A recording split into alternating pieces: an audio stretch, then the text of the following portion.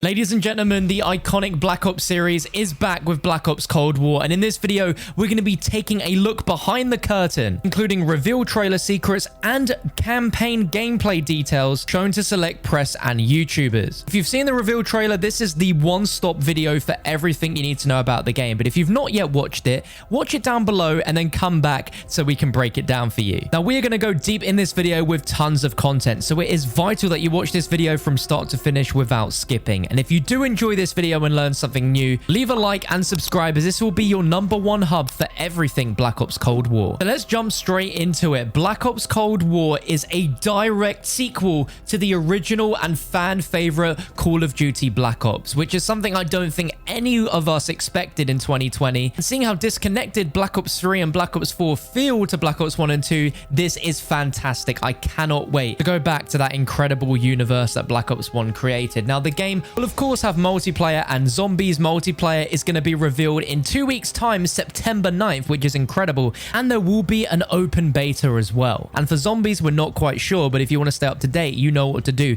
Make sure you got that bell ticked. Now, if you couldn't tell from the reveal trailer, this game will jump between two different years, 1968 and 1981. 1981 is the main current day that we play in, but we also have flashback missions in Vietnam set in 1968, which chronologically fits in perfectly with the timeline of Black Ops 1. Now, since this isn't a reimagining or a reboot, the characters are exactly the same story-wise and character-wise, and I'm very excited about that. So since it's a direct sequel to Black Ops 1, what characters can we expect? Well, if you didn't catch them in the trailer, Hudson, Woods, and Mason are back, but they are joined by a new cast of characters working alongside Jason Hudson and the rest of the crew in the CIA, the most important being a character called Russell Adler, who is essentially Jason Hudson's right-hand man. It seems to be a very important character in the grand scheme of things, as most gameplay parts from the reveal trailer have you with Adler rather than Woods. But if Black Ops 1 had JFK, then this game has to have a president as well, and we have Ronald Reagan, who, may I say,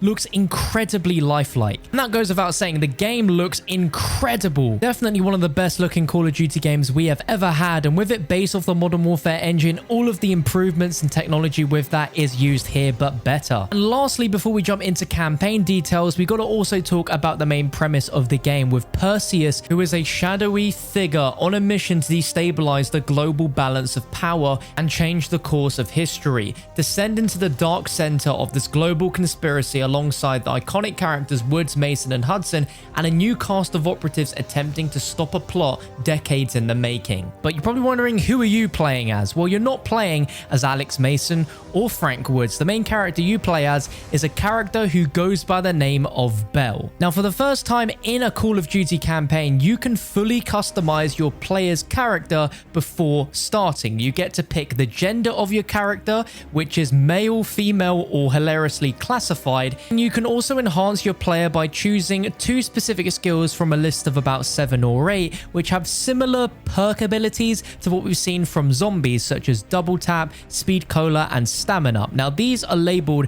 as part of your psychological profile, and interestingly, each perk has a obvious advantage but a disadvantage to your character's behavior and mental state on certain decisions throughout the story of the game. You can also choose the military background of your character, such as CIA, MI6, or ex-KGB. Now, what's really exciting is mentioning that there are multiple decisions you can make throughout the game. Just like Black Ops 2, this game will feature multiple endings, which I loved back in Black Ops 2, and I can't wait to see what sort of things happen with this game. But let's jump into the first gameplay mission that was shown to select YouTubers and media, and that was one where you and Woods are sent to investigate a mysterious Soviet base structure behind the Iron Curtain, which we see in one shot of the reveal trailer. Now, you start the mission out by scouting out the area with a really old school camera, taking pictures of the base that you're sent to your team, and the camera adds as a gameplay mechanic to help tag enemies and focus and get a sense of scale for how big the facility area is, and lets you see the surroundings where there's guard towers, floodlights, and fence security throughout. This level was set in the late hours of the night, surrounded by nothing but forest and trees, and it shows that the Soviets have picked a discreet location for a facility with a huge amount of security, which seems really unusual.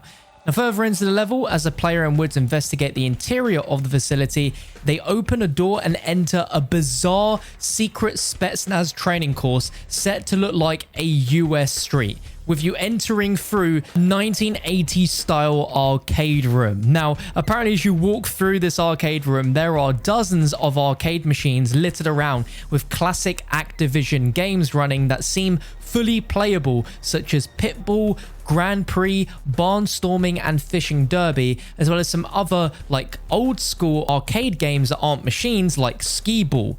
And I would be shocked if there wasn't any zombies in Spaceland references, seeing as this room apparently looked exactly like the Afterlife arcade, including the carpet on the floor as well. And what made this really creepy is that there are mannequin dolls scattered everywhere in this room, probably to look as if they were trying to act as civilians during a potential drill that the Spetsnaz were doing. And in the arcade room, there is a window where you can look out and see the main street where the Spetsnaz army are actually coming in and beginning a training drill. So there's no time to stop and play some games as they're patrolling the streets, and it's not soon before long where the players encounter enemies patrolling within a video rental store, and this is when the classic Call of Duty campaign action of taking down any enemy in sight begins, and you advance onto a main street that's surrounded by various other fake stores and shops. But one was particularly interesting in the details, and apparently this is the very first Modern Warfare crossover confirmed in the game, and it is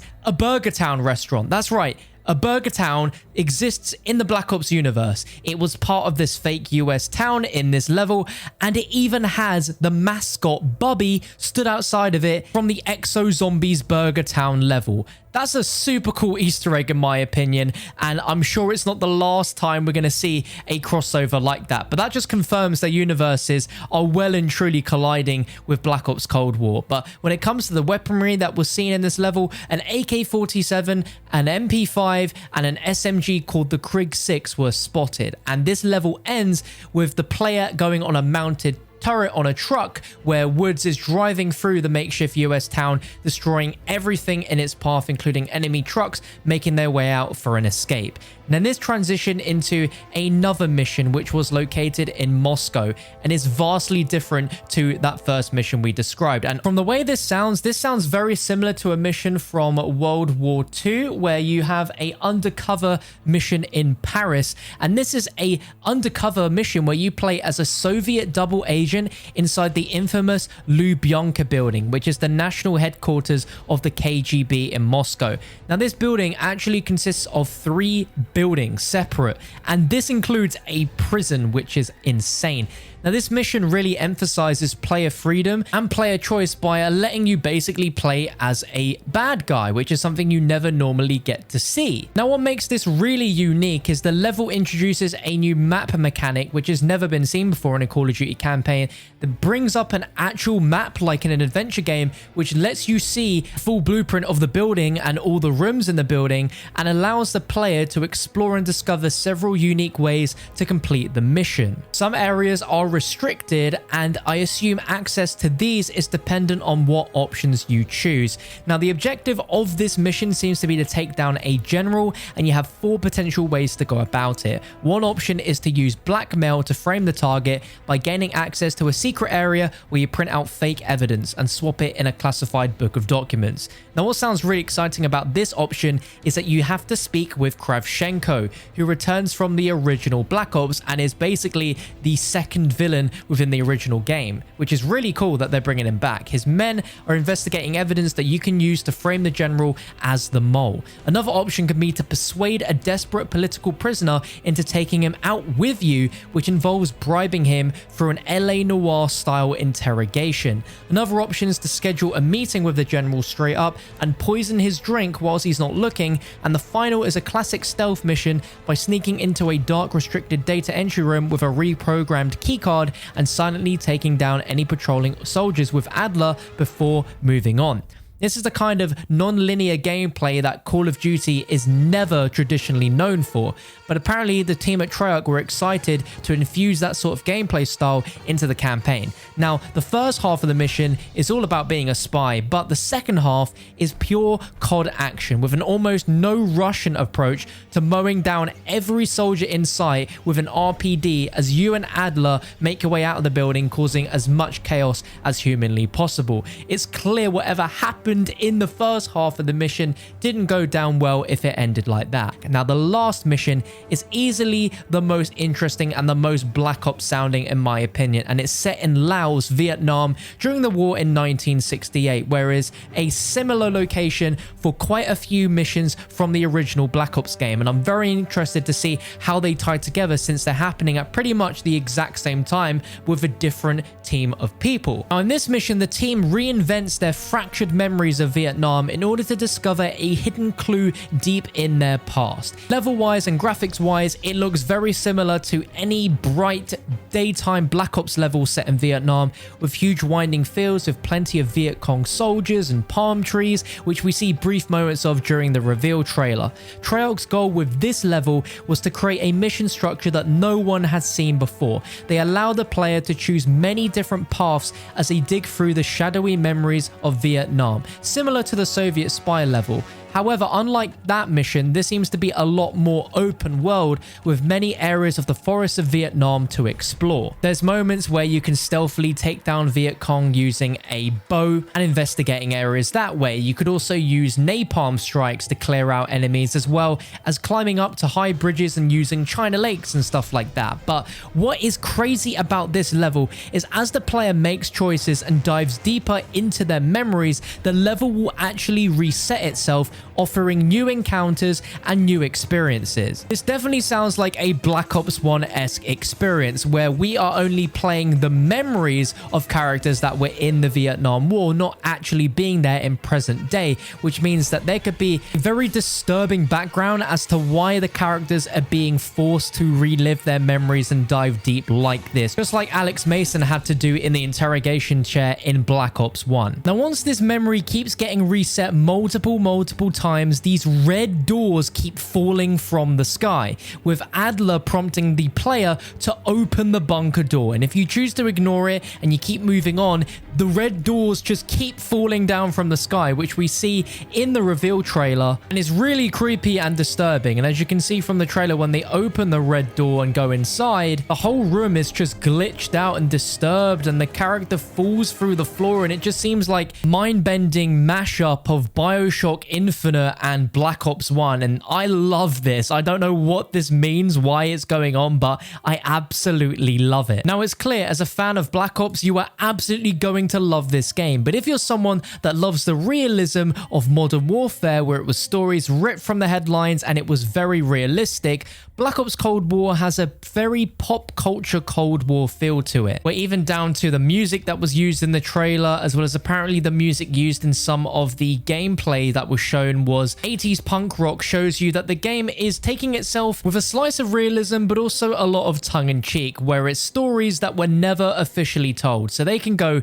absolutely crazy with the conspiracy theories of what did and didn't happen in the Cold War. Overall, I'm very impressed with this reveal. I'm very excited that we're getting the complete Black Ops cast back finally after so many years from Black Ops 3 and Black Ops 4. This is exactly what I've been wanting for so long. As for the other modes in the game, such as zombies and multiplayer, I'll be sure to bring you guys videos on those at the moment that I have information for you. At the time of this video going live, there is a scheduled world premiere tomorrow, which could indeed be the gameplay I've just described to you. It could be something completely different, but there is a lot of Black Ops Cold War that's going to be here on the channel moving forward. So if you are new, you enjoyed this video, be sure to subscribe so you don't miss out on more great content. I'll link all the threads I use for this information in the description so you guys can have a read for yourself. But thank you very much for watching, and I'll catch you next time.